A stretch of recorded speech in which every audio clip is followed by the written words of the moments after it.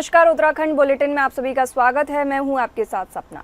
शुरुआत करते हैं बुलेटिन की। मॉरिशस के माननीय प्रधानमंत्री नवीन चंद्र रामगुलाम के देवभूमि उत्तराखंड से प्रस्थान से पूर्व जॉली ग्रांट एयरपोर्ट पर सीएम धामी ने भेंट की। इस अवसर पर उन्हें चार धाम का पावन प्रसाद और प्रदेश की umbrella brand house of Himalayas के उत्पाद स्मृति स्वरूप भेंट की। उन्होंने उत्तराखंड की आतिथ्य परंपरा की सराहना करते हुए आभार जताया और कहा कि आदरणीय प्रधानमंत्री मोदी के नेतृत्व में आज भारत की पताका पूरे विश्व में लहरा रही है।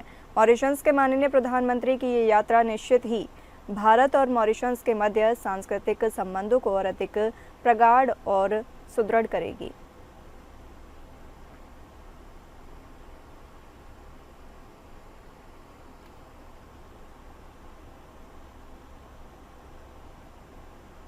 विधानसभा चुनाव 2027 में हैट्रिक बनाने की जिम्मेदारी संगठन ने युवा चेहरों को सौंपी है। लंबे मंथन के बाद संतुलन के साथ भाजपा की नई टीम घोषित की गई। इसमें पहाड़ मैदान के संतुलन के साथ ही सांसदों की हिस्सेदारी भी नजर आई है। लगातार 2 बार सत्ता पर काबिज रहने वाली भाजपा के लिए अब तीसरे विधानसभा चुनाव की चुनौती सामने खड़ी है। युवा मुख्यमंत्री के नेतृत्व के साथ संगठन ने इस बार नई टीम के चुनाव में लंबा मंथन किया। हैट्रिक लगाने के लिए सभी समीकरणों को साधते हुए पदाधिकारियों का चयन किया गया है। कई पुराने चेहरों पर संगठन ने लगातार भरोसा बनाकर रखा, तो कई ऐसे चेहरे भी लाए गए जो कि राष्ट्रीय स्तर पर संगठन से जुड़े हुए थे। सांसदों के करीबियों के नाम इस सूची में शामिल होने से ये भी तय हो गया है कि उनकी भागीदारी भी इस सूची में शामिल है। उनके करीबियों को अहम पदों पर मौका दिया गया है। वहीं संगठन में पहली बार महिला महामंत्री के पद पर दीप्ति रावत को जिम्मेदारी सौंपी गई है। इसके साथ ही 2 मंत्री और 2 उपाध्यक्ष पद पर महिला नेताओं को मौका दिया गया है। उम्र के लिहाज से देखें तो ज्यादातर पदाधिकारी 40 से 50 के बीच के हैं। प्रदेश अध्यक्ष महेंद्र भट्ट का कहना है कि युवा, महिला और अनुभवी पदाधिकारियों की ये टीम मिशन 2027 को फतेह करेगी।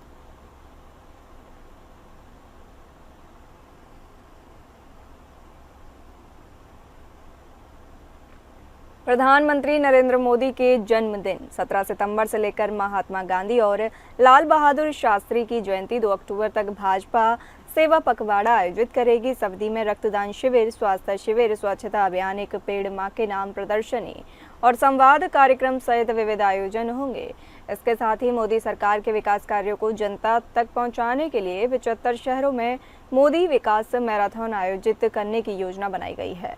वहीं प्रधानमंत्री मोदी के गुजरात के मुख्यमंत्री काल से लेकर देश के प्रधानमंत्री बनने तक की उपलब्धियों और सेवा कार्यों को दर्शाने वाली एक विशेष प्रदर्शनी सभी जिलों में लगाई जाएगी। 25 सितंबर को पंडित दीनदयाल उपाध्याय की जयंती से भाजपा आत्मनिर्भर भारत, विकसित भारत अभियान की शुरुआत करेगी।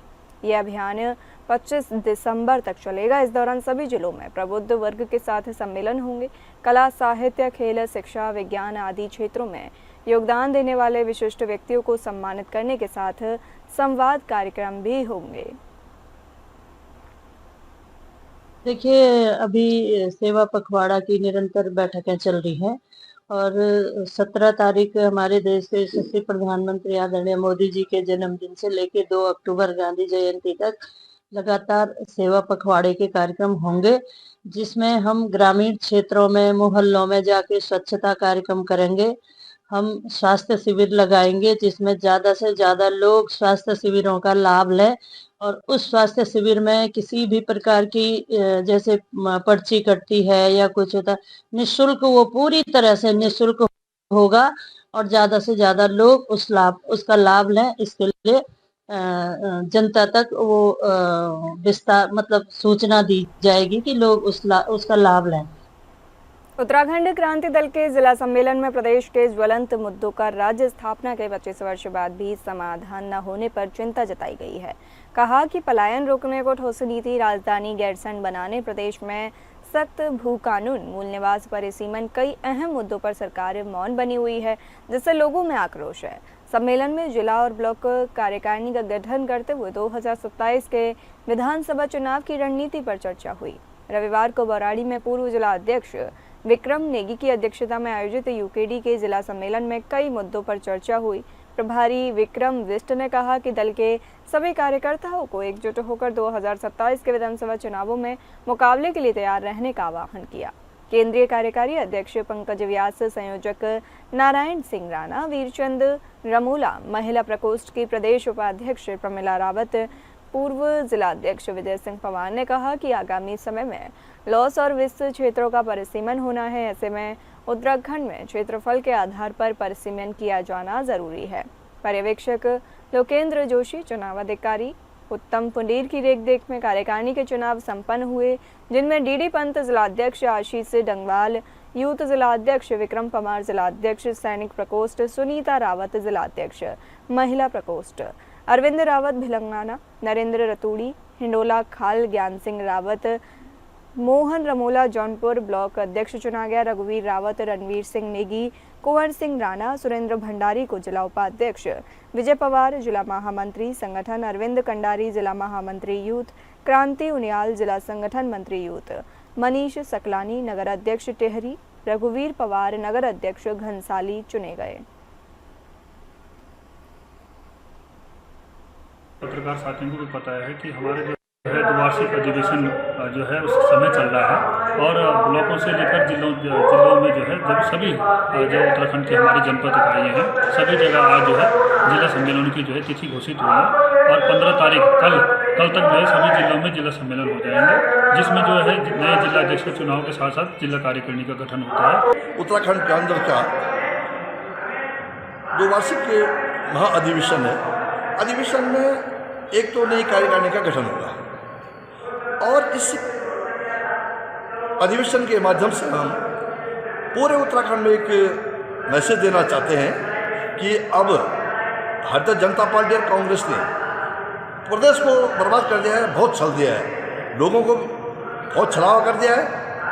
अब हम ये इससे संदेश देना चाहते हैं कि सारे नौजवान सड़क पर बेरोजगार हैं, देख लीजिए इनकी हालत, और इनकी जो बड़ी बड़ी घोषणाएं हैं लुभाने वाली, ये सब खत्म हो चुकी है। उत्तराखंड की राजधानी देहरादून में सैन्य धाम का कार्य पूरा किया जा चुका है और जल्द ही इसका शिलान्यास भी कर दिया जाएगा। पूर्व सैनिक कल्याण मंत्री गणेश जोशी ने बताया कि सैन्य धाम को बनाने के लिए सभी शहीद सैनिकों के घरों से मिट्टी इकट्ठा की गई थी, जिसके लिए सैनिक सम्मान यात्रा निकाली गई थी। उस दौरान कुछ शहीद सैनिकों के घर छूट गए थे, जहां तक ये यात्रा नहीं पहुंच पाई थी और उनका सम्मान नहीं हो पाया था। अब सैन्य धाम का कार्य पूरा हो चुका है, इसलिए सैन्य धाम के लोकार्पण से पहले बचे हुए सभी सैन्य परिवारों के सम्मान के लिए एक बार फिर से सैनिक सम्मान यात्रा निकाली जाएगी और उन सभी परिवारों को लैंसडाउन में सम्मानित करने का कार्यक्रम आयोजित किया जाएगा। उसके बाद ही सैन्य धाम का लोकार्पण होगा।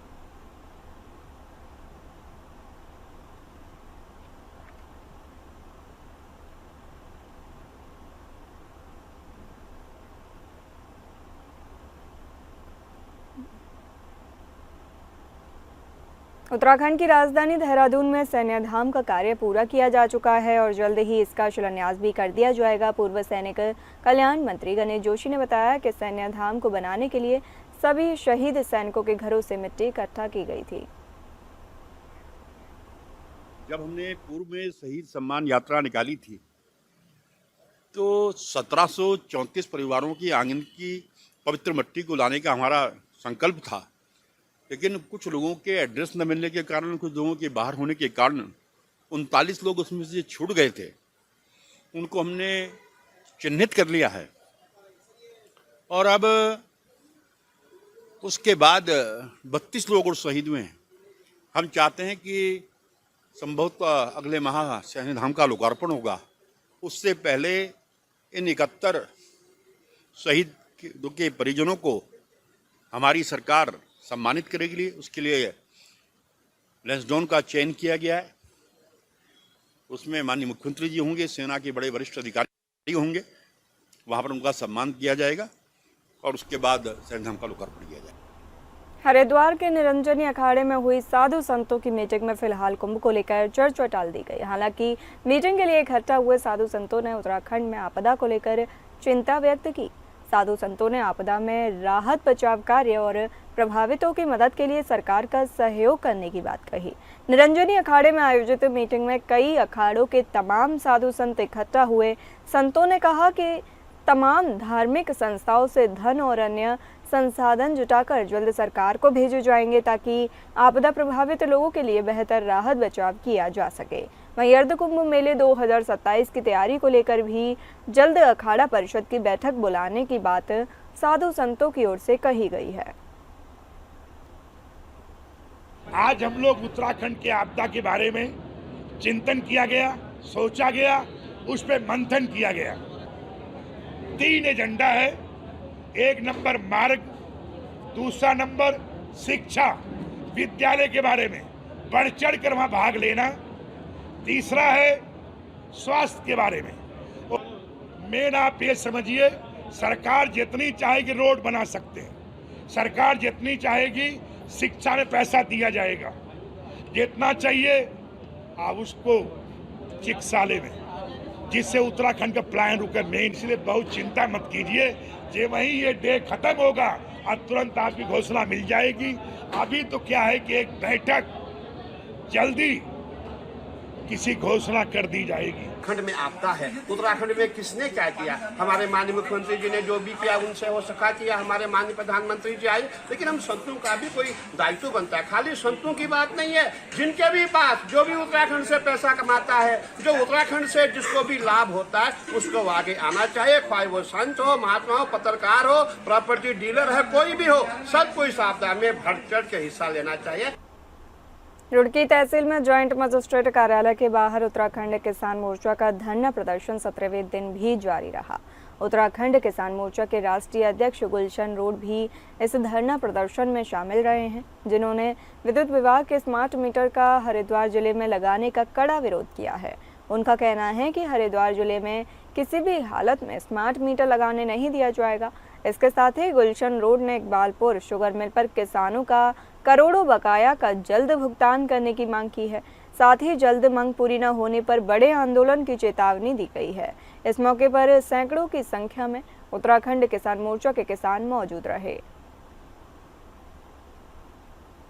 आपको बता दें कि रुड़की तहसील में ज्वाइंट मजिस्ट्रेट कार्यालय के बाहर उत्तराखंड किसान मोर्चा का धरना प्रदर्शन 17वें दिन भी जारी रहा है। उत्तराखंड किसान मोर्चा के राष्ट्रीय अध्यक्ष गुलशन रोड भी इस धरना प्रदर्शन में शामिल रहे हैं, जिन्होंने विद्युत विभाग के स्मार्ट मीटर का हरिद्वार जिले में लगाने का कड़ा विरोध जताया है।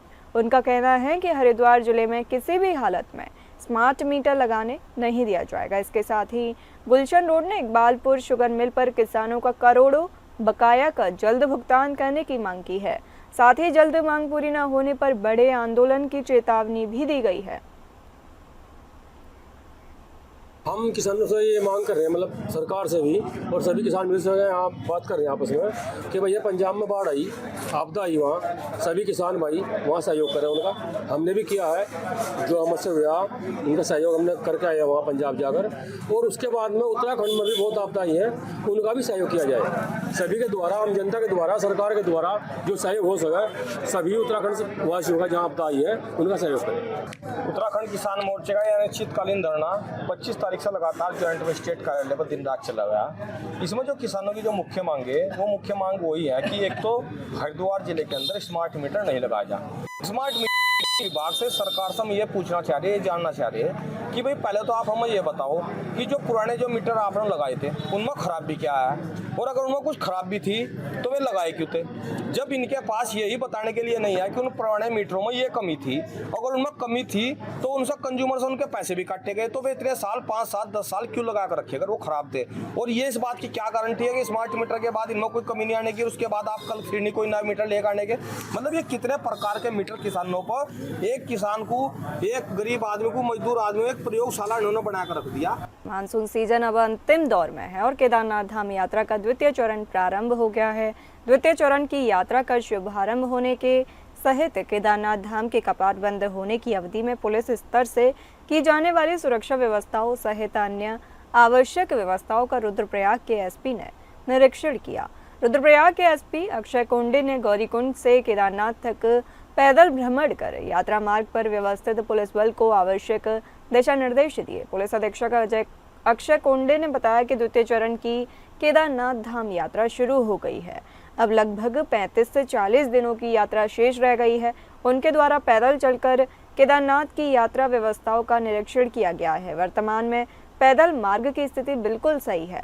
प्रतिदिवस अत्यधिक संख्या में यात्री श्री केदारनाथ धाम पहुंच रहे हैं। आने वाले यात्रियों की सुरक्षा व्यवस्था हेतु जनपद पुलिस के लिए तैयार है।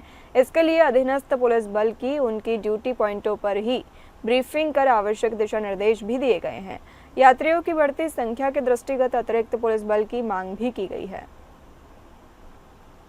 कि अब हमारी सेकेंड स्टेज की जो यात्रा है उसका लगभग शुरुआत हो गई है और 30 से 35 से 40 दिन की यात्रा लगभग ये रहेगी। और मेरे द्वारा पैदल रूट का, पैदल मार्ग का और केदारनाथ के परिसर का जो पुलिस और प्रशासन की जो बाकी है जो है उसका जायजा लिया था।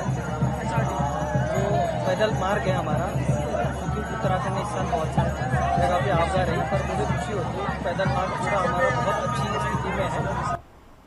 पौड़ी जिले में गुलदार के हमलों का सिलसिला थमने का नाम नहीं ले रहा है। ताजा घटना श्रीकोट गांव की है, जहां गुलदार ने घर से ही 4 साल की मासूम को उठा लिया और उठाकर मौत के घाट उतार दिया। घटना के बाद से पूरे गांव में दहशत और आक्रोश का माहौल है। 12 सितंबर की रात पोखरा रेंज के श्रीकोट गाँव में गुलदार ने घर में खेल रही बच्ची को उठाकर जंगल की ओर ले गया। ग्रामीणों और परिजनों ने पूरी रात तलाश की और आखिरकार बच्ची का शत विक्षत शव झाड़ियों में बरामद हुआ। गुलदार की दहशत को देखते हुए वन विभाग द्वारा गांव में 2 पिंजरे लगवाए जा रहे हैं और ट्रैकुलाइजिंग टीम को भी तैनात करने की कवायद चल रही है। ग्रामीणों ने सरकार और वन विभाग पर लापरवाही का आरोप लगाया। ग्रामीणों का कहना है कि क्षेत्र में लगातार हो रही इन घटनाओं से भय का माहौल है और सरकार को सख्त कदम उठाने चाहिए। इससे पहले 23 अगस्त को भी सतपुली क्षेत्र में गुलदार ने एक मासूम को शिकार बनाया था। उस समय पिंजरे लगाकर गुलदार को पकड़ा भी गया था, लेकिन अब फिर से गुलदार की सक्रियता ने ग्रामीणों की नींद उड़ा दी है। इस मामले में वन मंत्री सुबोध उनियाल का बयान सामने आया है। वहां मंत्री का कहना है कि सरकार वन्यजीव संघर्ष को लेकर संवेदनशीलता से काम कर रही है। जहां भी ऐसी घटनाएं होती हैं वहां ट्रैकुलाइजिंग टीमें भेजी जाती हैं। ग्रामीण क्षेत्रों में सोलर लाइट लगाने और जागरूकता अभियान जैसे प्रयास भी जारी है। इसके बावजूद घटना होती है तो विभाग त्वरित कार्रवाई करता है। रिखणीखाल ब्लॉक से खबर आई थी, एक बच्ची को उठा के भाग ले गया था। तो उसमें तत्काल हमारे एसडीओ वहाँ पर पहुँचे थे और उन लोगों से बात करने के बाद कल फिर हमारे अधिकारी पहुँचे और कल जिस तरह से उन लोगों को वहाँ एक चल रहा था कि लड़की का तब तक अंतिम संस्कार नहीं करेंगे जब तक बाघ को मार न दिया जाए, लेकिन समझाने के बाद वो लोग मान गए थे, लड़की का अंतिम संस्कार किया। और हमारी सरकार इस मामले में संवेदनशीलता के साथ काम कर रही है। जहाँ पर भी इस तरह की घटनाएं हो रही हैं, हम या तो ट्रैंकुलाइज करके बाघ को पकड़ने का काम कर रहे हैं या उसको नष्ट करने का तत्काल यहाँ पर हम लोग आदेश कर देते हैं। तो आज ह्यूमन वाइल्ड लाइफ कॉन्फ्लिक्ट को रोकने के लिए सरकार तमाम उपाय कर रही है, जिसमें गाँवों को सोलर लाइट देना, तमाम अवेयरनेस कैंप लगाना, और उसके बाद भी अगर घटना हो जाती है तो मैं एकदम त्वरित कार्रवाई विभाग करता है और इस मामले में भी सरकार विभाग के द्वारा त्वरित कार्रवाई की गई। यमुनोत्री राष्ट्रीय राजमार्ग पर एक बड़ा हादसा होते होते टल गया। दिल्ली से अंबाड़ी लौट रहा एक परिवार हरबटपुर चौक से आगे त्यागी टावर के पास सड़क दुर्घटना का शिकार हो गया। कार चालक को अचानक नींद की झपकी आ गई, जिसके कारण वाहन पर से उसका नियंत्रण हट गया और कार तेजी से सड़क किनारे बनी गहरी खाई में जा गिरी। हादसे के समय कार में कुल 5 लोग सवार थे। घटना में 2 से 3 लोगों की हल्की चोटें आई हैं। हादसे के बाद स्थानीय लोग तुरंत मौके पर मदद के लिए पहुंचे और घायलों को बाहर निकाला। तत्परता दिखाते हुए सभी को नजदीकी अस्पताल भी पहुंचाया।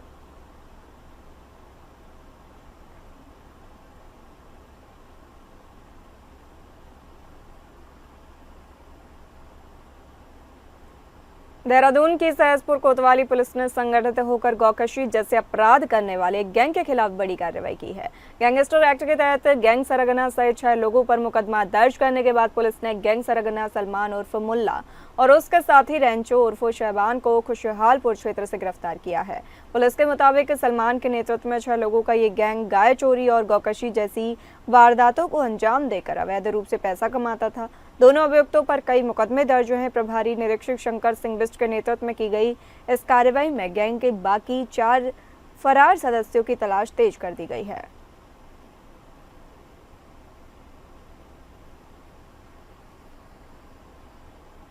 विकासनगर के डाकपत्तर बैराज से एक युवक ने फंती यमुना नदी में छलांग लगा दी। देखते ही देखते वह तेज लहरों में समा गया। सबसे चौंकाने वाली बात यह रही कि घटना का पूरा वीडियो सीसीटीवी कैमरे में कैद हो गया है। फुटेज में साफ दिख रहा है कि युवक पुल पर काफी देर तक खड़ा होकर कुछ सोचता रहा और फिर अचानक नदी में छलांग लगा दी। इस घटना को देखकर आसपास मौजूद लोग भी सन्न रह गए। सूचना मिलते ही डाक पत्थर पुलिस और रेस्क्यू ऑपरेशन शुरू कर दिया गया। नदी का पानी उफान पर होने के कारण सर्च ऑपरेशन बेहद मुश्किल साबित हो रहा है। टीमें लगातार युवक की तलाश में जुटी हुई है, लेकिन अभी तक कोई सफलता नहीं मिली है।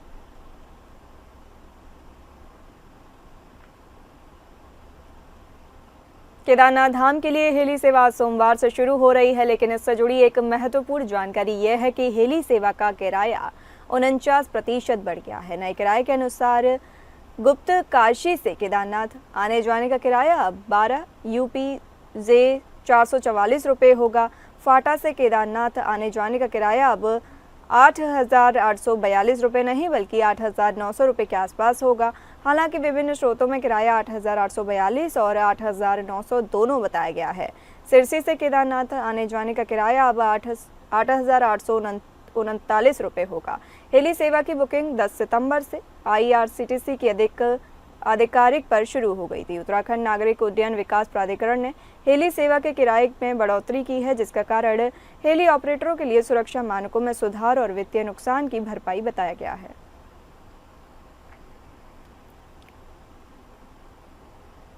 फिलहाल इस बुलेटिन में इतना ही। नमस्कार।